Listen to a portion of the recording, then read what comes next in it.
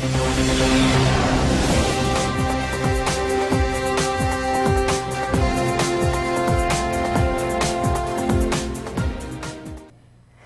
everyone, and welcome to Louisiana Focus. I'm Vicki Jacquette. And I'm Trey Guidry. Today we look at what parents in Acadiana are doing to protect their kids from sexual predators. Plus, we speak with new business owners in Lafayette downtown who says their dreams came true when the city deleted a very old law. Also, one local church is expanding their online outreach. These stories and more next on Louisiana Focus.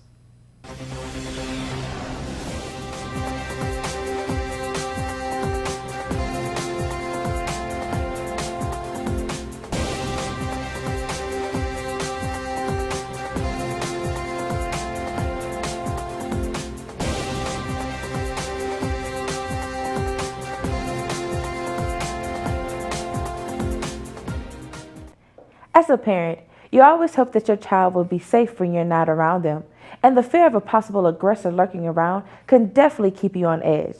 But as reporter Jarek Provost explains, local parents in Acadiana are taking the extra step to educate their kids.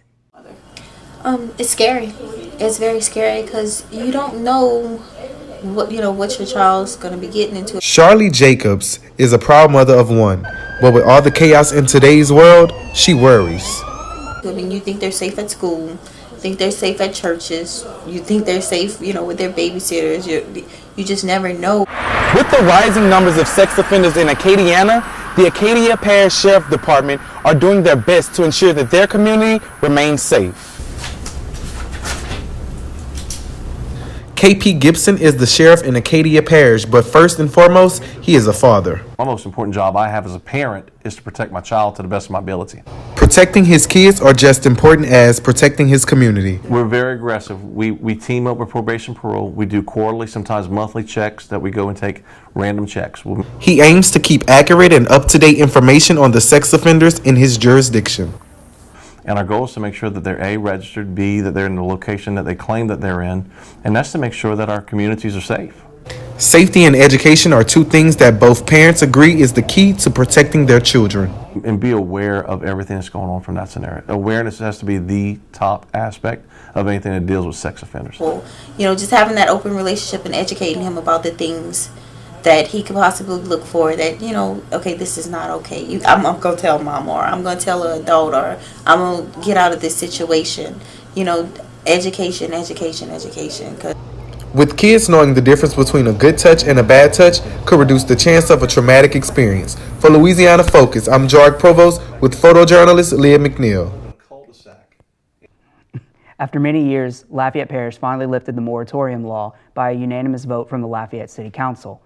This new action will allow new bars to open and compete with established fixtures of the community. Our Ty Mayon has more. Marley's, Tsunami, The Office. Just a few of the classics that will soon have new neighbors to share the downtown streets of Lafayette. I think lifting the moratorium has been good for our downtown in general. It's just good for commerce, for general good businesses deserve to open if they can. In the past, only existing bars had access to the liquor licenses. This prevented any bar or restaurant that did not have a license at one point to open up. It's not great to limit business anywhere, and I think that includes bars and restaurants. Now with this new repeal, it gives new businesses and restaurants an opportunity to compete in a level playing field. Well, the future for downtown is, I think, pretty positive. One of the new kids on the block, Rock and Bowl, has finally been able to open their doors and play now that the ban has been lifted. You can get entertainment and really have fun for everyone, for all ages. That's really exciting for Rock and Bowl to see our development here and now others coming in behind us. The sky's the limit. With this newfound exposure, downtown can greet new people who are visiting Lafayette for the first time. From everyone here at Louisiana Focus, I'm Ty Mayon. Have a good night. Every season, the Raging Cajuns hustle and bustle on the field so they can play in front of a packed stadium during their home games. But bigger crowds also mean more ways to pick up. Fortunately, UL Lafayette has created a unique plan for efficient debris collection.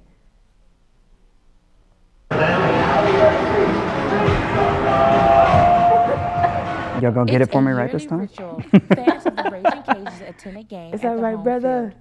And one of the Acadiana's favorite pastime is eating a fully dressed po' boy. Once this bad boy is done, the remnants of the feast goes to the trash can.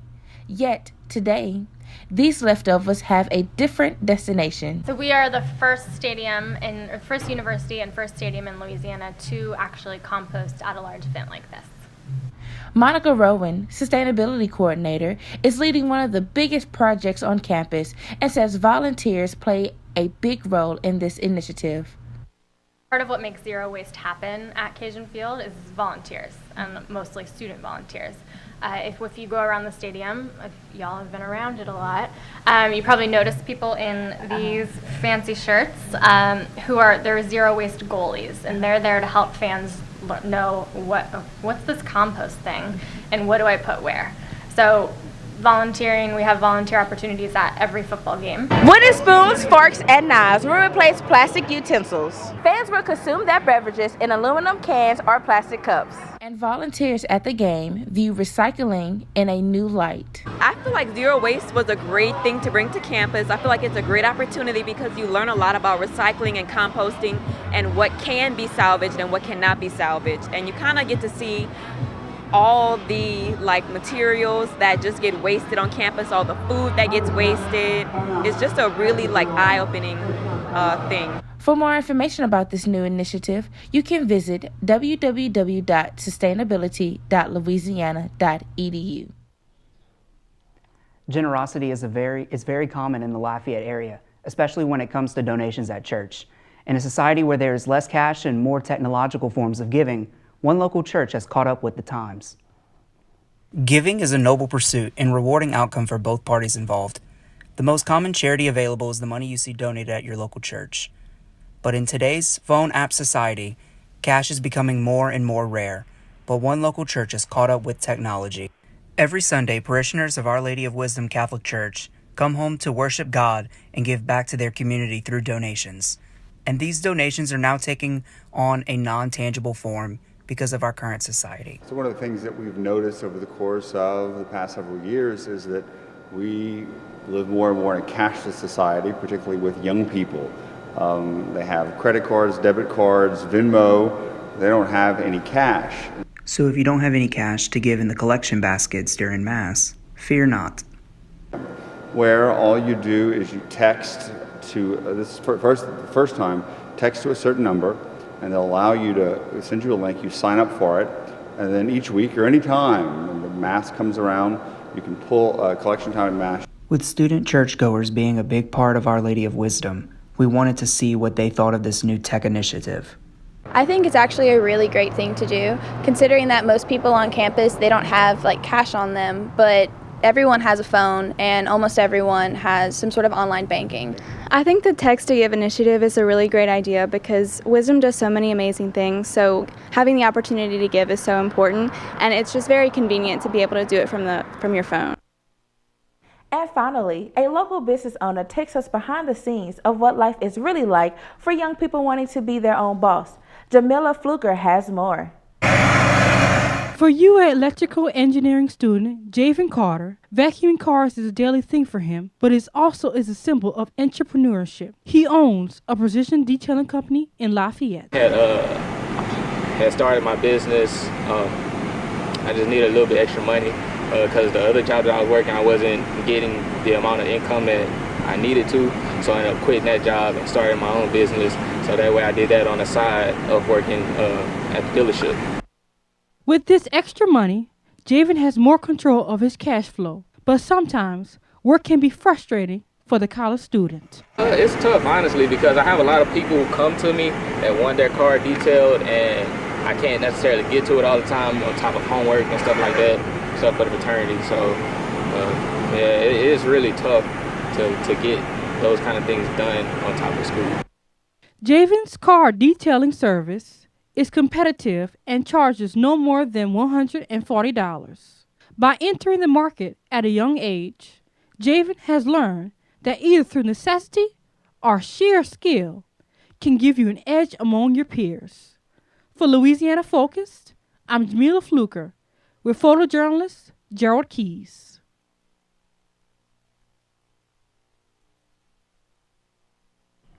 That's all the time we have for Louisiana Focus. Our camera operator is Kayla Thomas.